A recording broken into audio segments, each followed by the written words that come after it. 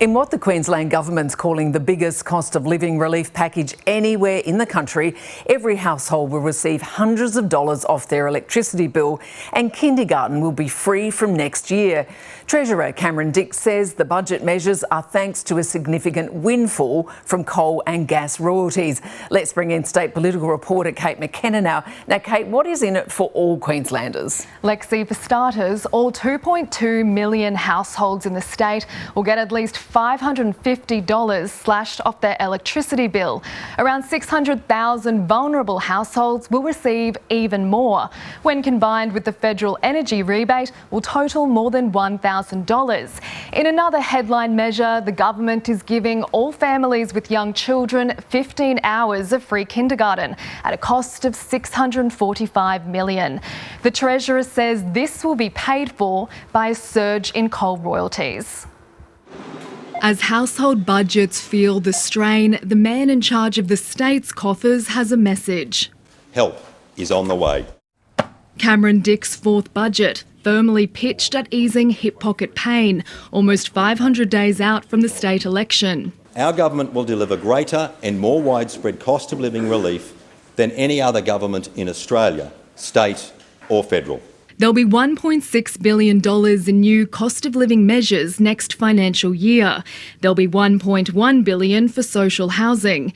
There's absolutely not enough in this budget. So we have 300,000 Queenslanders with unmet housing needs. Infrastructure is also a focus, with an almost $89 billion spend over 4 years, including support for the state's energy plan. It can't just be words written down on a piece of paper or in an announcement.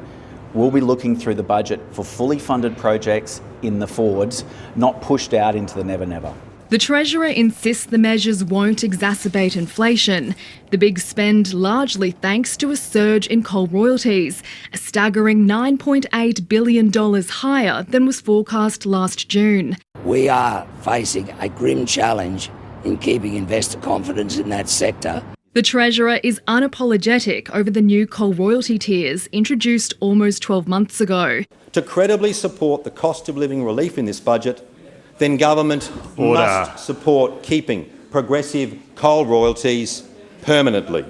The state is on track to end the financial year with a $12.3 billion surplus, quite the turnaround from last year's prediction of $1 billion in the red. This is the largest budget surplus ever recorded by any state or territory government. The Treasurer says funds from this will be used to pay down net debt, which by the end of the month will stand at $5.8 billion.